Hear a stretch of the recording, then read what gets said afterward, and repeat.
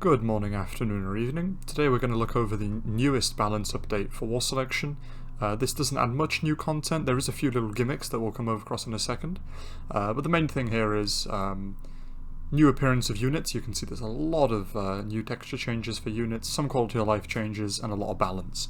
It's been quite a while since we've done one of these, so let's get right into it. So you can see here they said that they've done some of the appearance for units. You can see old on this side and new here on this side. Legionaries, swordsmen, and horse archers from the Iron Age. They have a new look.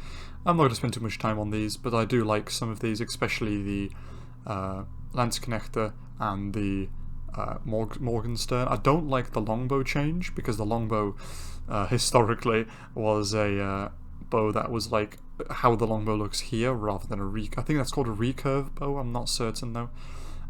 Key thing that we'll see in a second is the chariot has been removed and a scout has replaced him. The trebuchet has got a really nice new look to it.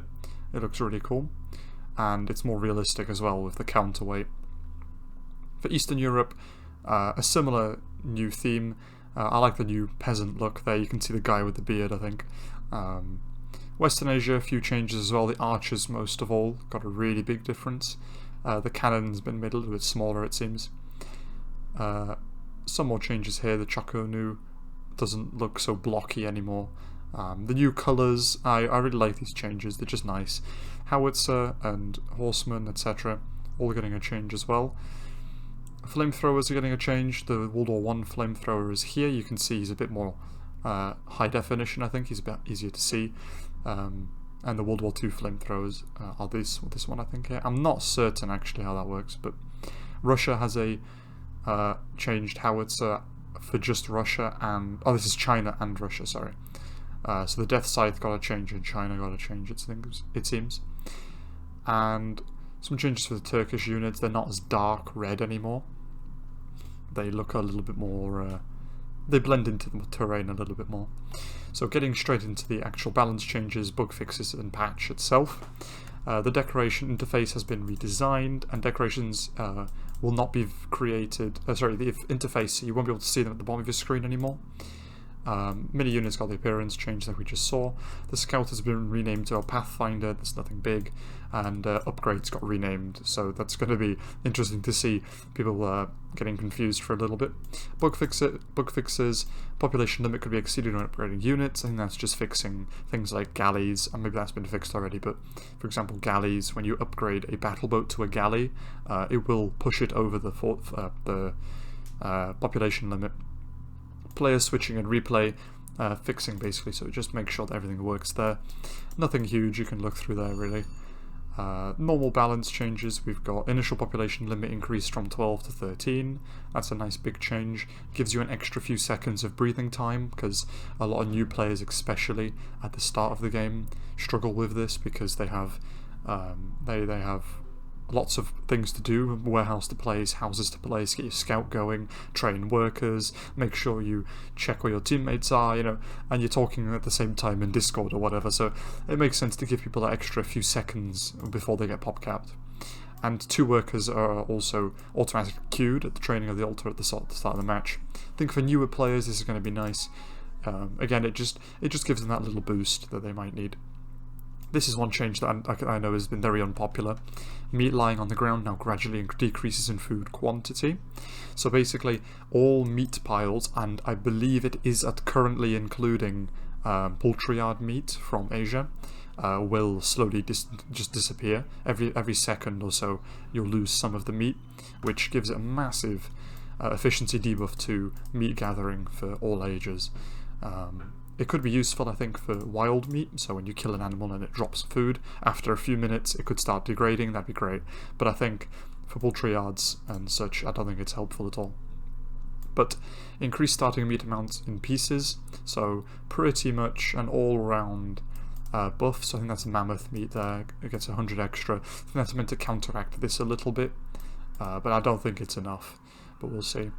Maximum wheat sowing area for farms has been reduced by 5 times, so I think that means that when you place a farm in the middle and you just spam click the wheat button, it will stop spawning wheat 5 tiles closer in. So that's not a huge change.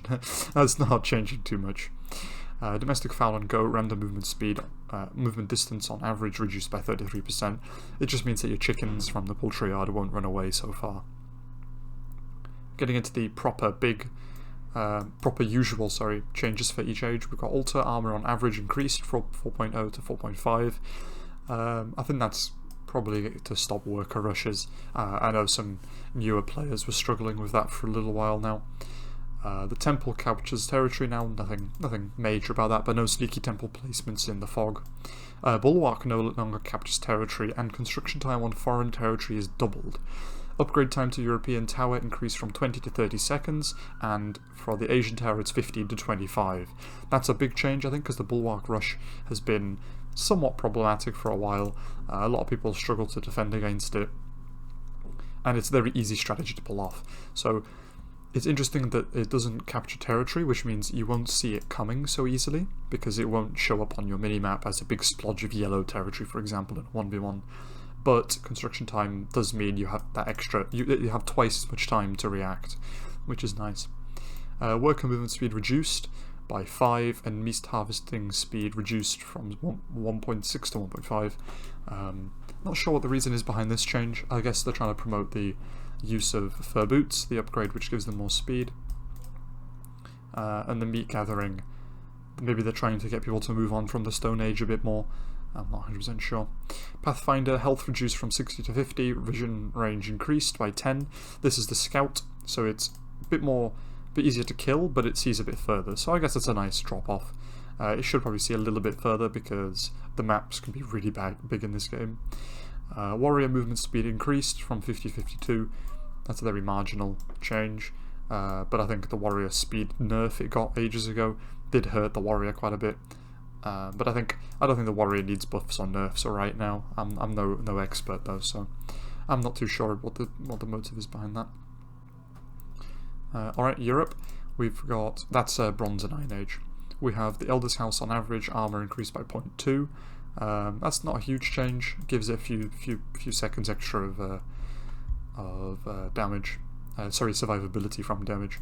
Heavy Spearman, time between attacks reduced, so it attacks considerably quicker, 0.25 seconds quicker. Oh, hold on. Time between attacks reduced from this, which is the current stats, or the previous stats, and this is the new stats. So, time between attacks reduced, but I think they mean that they've increased it, because they've gone from this to this. I think that might just be a typo there, because this is this is longer than this. So a nerf to the Heavy Spearman on attack speed, and attack range reduced. On armor also reduced quite heavily by 0.9. So a big nerf to the Heavy Spearman. I think that's very needed. The European Heavy Spearman is really strong and has been really strong for a long time. This change I'm not happy about. The battering ram can now attack units. No reason for that. It's a battering ram. It's well, I'm not sure why they put that in. Shouldn't work that way. Crossbowman no longer has a minimum attack range. That's really nice. The crossbowman needs more range though, I think, to make him usable. Same thing for the mounted crossbow. Archer minimum range attack reduced from 30 to 25, and time between attacks reduced from 2 to 1.8 seconds. This is really interesting because they're making it so that archers are balanced around this minimum attack range because they get more shots off before you get to them. But I think it's such a strange mechanic to give them the minimum range. I'm quite against the minimum range myself. I prefer when your archers would keep shooting no matter how close you are. Asia Elder's House armor on average increased from 3.4 to 4.4. That's quite a big change. The Elder's House for Asia was quite easy to kill. Didn't really stand up to anything, so it's nice that they changed that. House population reduced from 5 to 4. That means you need to build more houses as Asia. I guess that's, rather than buffing European houses, so you don't have to spend so much wood on them, they just leveled it out by nerfing Asian houses. I guess that's an okay way of doing it. I think they've done that a few times throughout here for Asia. Worker repair speed reduced. I'm not sure why exactly, because Asian houses and buildings are already really weak. Obviously with this increase here, it might actually be negated by this 15% change almost. I mean, that's a change of one extra armor on average, which I think should be about just a little bit more than 25% buff to its armor, and this is a 15% nerf to its repair speed. So it's an interesting choice of changes there. Observing tower upgrade time to guard tower increased from 15 to 20 seconds. That's okay. I'm not sure why really. The observing tower doesn't really have a use, so to try make people use it more, if that's what they're going for, they need to increase its range maybe. Something like that, I think. Archer minimum attack range reduced from 30 to 25, same thing as the European Archer. It's nothing crazy really. Heavy Archer minimum attack range reduced, and the same thing as well, attack with the speed. So it seems that most archers are getting a buff there, which is nice because archers are not too strong right now.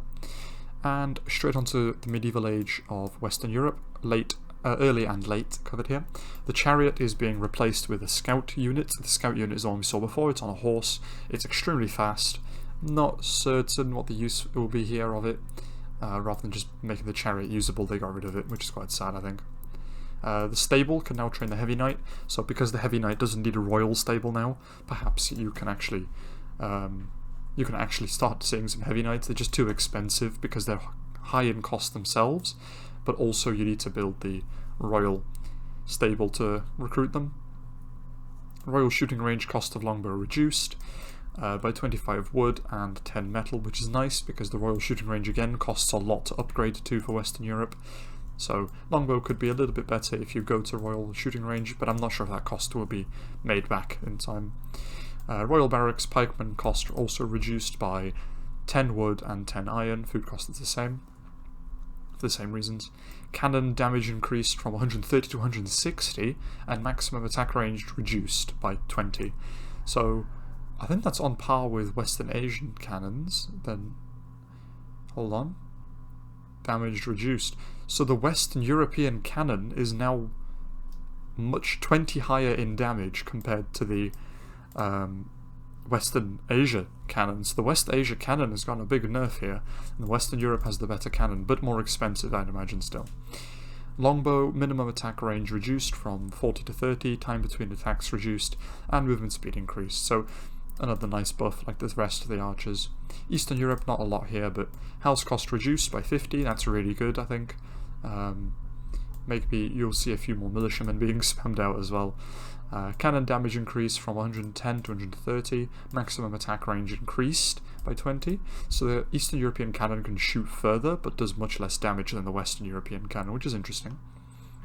Western Asia, like I said with the Bronze Age Asia house change, the same is being done to Western and Eastern Asia, you can see here. So houses will just usually a few more houses. Battle Elephant movement speed increased by 7, cost reduced by 20 wood, training time reduced by 10 seconds, and upgrade cost to Archer Elephant and the upgrade time has also been reduced. So just a nice buff to the elephants. This should probably be shorter, it should be like 10-15 seconds to upgrade these things because it takes too long and too many resources really. Or just buff elephants. Elephant Archer movement speed increased by 3, upgrade cost to armoured archers reduced by 50 wood and 50 metal, upgrade time reduced by 30, and can no longer be upgraded to the Bashibuzuk elephant in one step, so you have to go armoured and then Bashibuzuk. I don't know why they did that. I mean, the Bashibuzuk is never made anyway, the Bashibuzuk elephant. So yeah, I don't know why they did that. Armoured elephant, armour on average increased, that's really nice. That's an average armour increase of 2.4, I think. Yeah, 2.4. That's really good. Elephant Bashibuzuk as well, and training time reduced. Oh, okay, so you can train it separately, but it can no longer be upgraded. Okay, I see. So the elephant, okay, it has to just be trained. My apologies. Chakonu no longer has a minimum attack range. That's also nice. Same as the rest of the crossbow units. So this is going to be interesting. They've reduced the movement speed by 1, The rotation speed was reduced by 20%. The firing cooldown increased from 7 to 6 seconds, so it shoots slower, moves slower, and turns slower. And it's made 2% more inaccurate. Damage has been reduced by 25, and health taken down by 50. They've really nerfed the West Asia cannon, which is really interesting because they didn't buff many other units for Western Asia. They just heavily nerfed the cannon. The Sarbaz got the same treatment as the rest of the archers.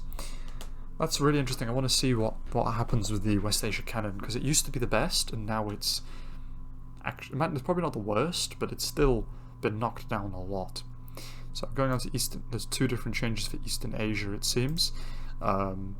So house population change, warship cost increase, that's wonderful. The cost increase is needed because the warship is the king of the seas if you can start spamming them early. The archer, same treatment as the rest of them.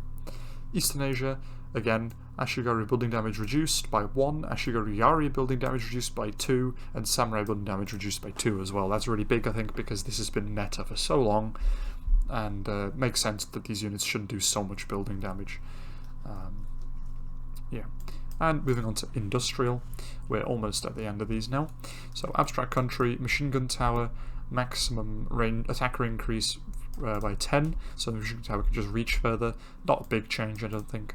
All anti-aircraft buildings no longer capture territory. I guess that makes some sense, but I don't think that was ever an issue. No one's building anti-aircraft towers to push vision.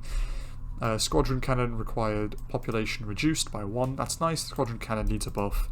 It takes so much population, is not very accurate. University increased size by 25%. I think that literally means the university, the building, is 25% bigger. Like they've just, like on a PowerPoint presentation, they've just enlarged it. So I think that's okay. Military balloon damage against aircraft reduced by 6. And the radius of the area in which it takes damage reduced by 5. I think that means that they reduced its hitbox by 5%, but they've also meant it does 6 less damage to enemy aircraft, which is great, because the military balloon just is too good at everything. So hopefully this means it's a little bit better, but I think it's still going to be used because obviously military balloons were used to fight back other military balloons, and now that the damage is lower, it just means it's going to be harder to kill. But we'll see.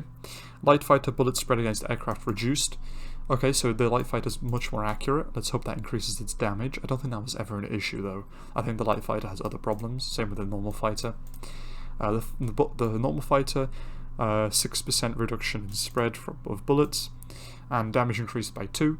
Required population reduced to 3. That's really good. Hopefully see some more fighters. I'm not sure if we will, but it would be cool to see that. Steamboat health increase. That just means your landings are going to work better. They're not going to get killed by machine guns and such so quickly. Alright, India now. Fury of Durga, health reduced by 100. That's the truck itself, which is fine, I think. There's no huge issue. And the Fury of Durga is just an okay unit. You can use it in some situations, surprisingly. Elephant machine gun turret rotation speed reduced by 40%. So a nerf to India, just all-round nerf. I guess it's okay to nerf these countries, but give them something else to use if you nerf something. And the steam debarker also got regeneration. That's cool, like the aircraft carriers that France has, and also got the health bonus that the steamboat got. So that's just nice. It's just making sure that they're at the same level. Germany, the pillbox, heavy pillbox, anti-aircraft pillbox, maximum machine gun attack range increased, like the machine gun tower. France, the Divotine, D520, bullets spread against aircraft reduced, damage increased, and population reduced. So the same as the other fighters. That's just Japan's special fighter. Japan itself also got a big buff to his jet fighter, which I don't think I've ever seen in a game. Hopefully that gives it something to be able to do, some sort of use. And Persia finally, Thunder of the Sands, must have an arsenal to train. That's really nice because Persia, if you can rush it and execute the rush early, it's really dangerous, I think, against late medieval opponents and early IR. So that does cover all of the balance patches. Hopefully that helps people understand what's happening on the balance side of the game, and I hope people will enjoy the new textures as much as I will. I really like these new medieval textures, and there's a lot of changes. So thank you everyone for watching, enjoy the rest of your day, and goodbye.